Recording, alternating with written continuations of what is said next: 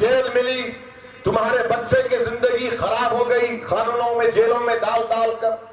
और कांग्रेस क्या कर सकती है? राहुल गांधी अपने आप को जनियोधारू हिंदू बोलते, मोदी अपने आप को हिंदू नेशनलिस्ट बोलता।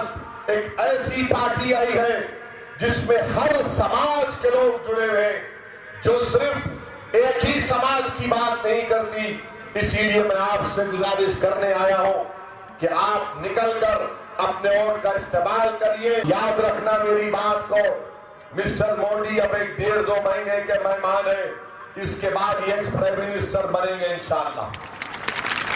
कुछ काम नहीं इनके पास, कुछ ना झूला झुलाए, इतना झूला झुलाए कि जब शैतान मसूद अजहर की बात आई तो चाइना बोला हमारा प्यारा। प्राइम मिनिस्टर बोलते हैं घर में घुस के मारेंगे, किसको घर में घुस के मारे मालूम आपको? प्राइम मिनिस्टर वो बच्ची रिकॉर्ड कर रही थी वीडियो पर, जिस तरह ऊना में दलितों को मारा गया था, उसी तरह प्राइम मिनिस्टर के घर से 40 मिनट के फासले पर यह वाकया हुआ। और क्या कह रहे थे कि भाग पाकिस्तान को। मुझे क्या जा रहा था, जिसको मार कर कह रहे थे भाग पाकिस्तान, उसके घर के ऊपर तिरंगा लहरा रहा था, जिसको आप और हम देखकर फख्र महसूस करते हैं।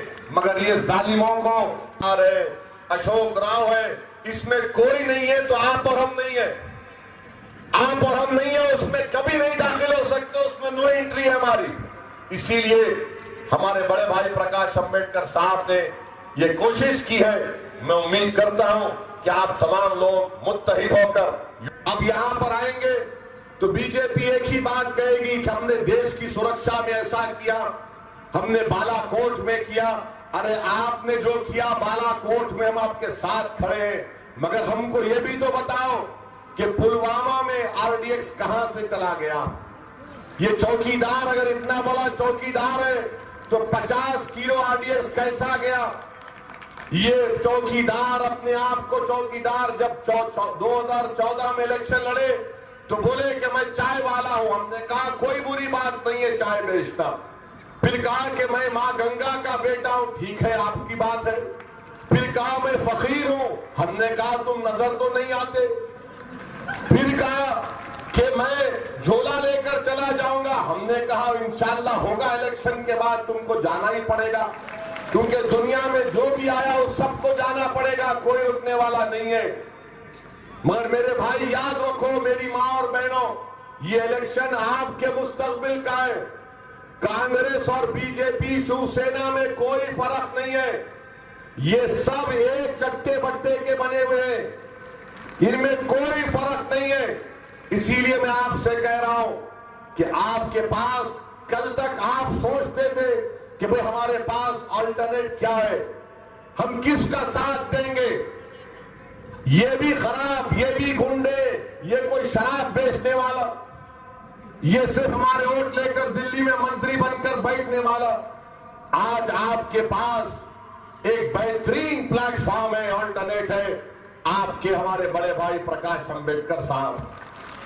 मैं बार बार आपसे कह रहा हूं, खास तौर से हमारे दलित भाइयों से याद रखो, मैं जज्बात में लाने के लिए नहीं कह रहा हूं। अगर आप प्रकाश अंबेडकर साहब की जिंदगी में अगर आप फायदा उठाना चाहते हैं, हमारे माली समाज के लोग अपना हक चाहते हैं, तो खुदा के लिए प्रकाश अंबेडकर का साथ दो। वरना याद रखो, इनकी जिंदगी के बाद मुझे महाराष्ट्र में कोई लीडर नजर नहीं आता, कोई लीडर नजर नहीं आता जिसका दिल धड़कता है गरीबों के लिए, जिसका दिल धड़कता है कमजोर तबकात के लिए, जो सबको साथ देकर चलना चाहता है, जो बाबा साहेब अंबेडकर के ख्वाबों को पूरा करना चाहता है। मैं इसीलिए आपके दरमियान में आया हूं कि आप अपना वोट मेरे भाई एडवोकेट राजेंद्र के हक में इस्तेमाल करिए।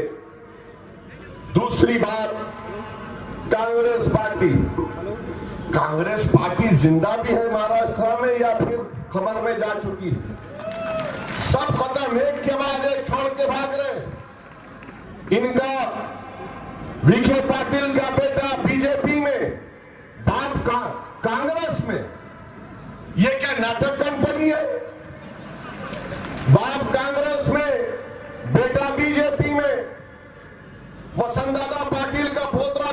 बीजेपी में, और यहां कांग्रेस का कैंडिडेट कल जब उद्धव ठाकरे जिंदाबाद बोलता था, आज राहुल गांधी जिंदाबाद। ये क्या मिठाई की दुकान है कि वहां जहां अच्छा गुलाब जामुन मिला वहां जाकर बैठकर खाऊंगा? आप सोचो इनमें क्या कमिटमेंट है। क्या ये गरीबों का काम करेंगे? ये सिर्फ जहां उनका जाती फायदा वहां पर कूदने तैयार। और हम आपसे कह रहे कि हम अपने फायदे के लिए नहीं, हम दलित वंचित बहुजन समाज के फायदे के लड़ने के लिए आए। और यह काम आपको करना है। अगर आप अपना वोट का सही इस्तेमाल करेंगे, यकीन जानिए हमको यहां से कामयाबी जरूर मिलेगी। शिवसेना में कल तक, आज कांग्रेस में आ गए। इनकी पहचान क्या है? चंद्रपुर में बाटल की पहचान है इनकी। बाटल के इनका निशान जो है हाथ नहीं होना चाहिए था, इनका निशान बाटल होना चाहिए था। ले बाटल ले, पाकिट ले और डाल के सो जा। वहां से कूद के इधर आते और आकर बड़ी बड़ी बातें करते। मैं इसीलिए आपसे अपील कर रहा हूं कि बीजेपी के कैंडिडेट ने अच्छे दिन नहीं लाए चंद्रपुर में, कुछ काम डेवलपमेंट का नहीं किया। दोबारा मोदी को मौका नहीं मिल सकता। और आखिरी बात मैं हमारे भाइयों से कहना चाह रहा हूं, बुजुर्गों से कहना चाह रहा हूं कि जो अभी भी कांग्रेस पार्टी को बड़ा सेकुलर समझते, निकालो दिमाग से जो हमारे मुस्लिम अक़लियत के दोस्त जो कांग्रेस पार्टी में बैठकर कांग्रेस पार्टी की चमचागिरी कर रहे हैं। छोड़ो ये चमचागिरी, तुम कब तक करोगे? आओ प्रकाश अंबेडकर साहब का साथ दो। क्या मिला तुमको बताओ? तुमको जेल मिली, तुम्हारे बच्चे की जिंदगी खराब हो गई कानूनों में, जेलों में डाल कर। और कांग्रेस क्या कर सकती है? राहुल गांधी अपने आप को जनियोधारो हिंदू बोलते, मोदी अपने आप को हिंदू नेशनलिस्ट बोलता।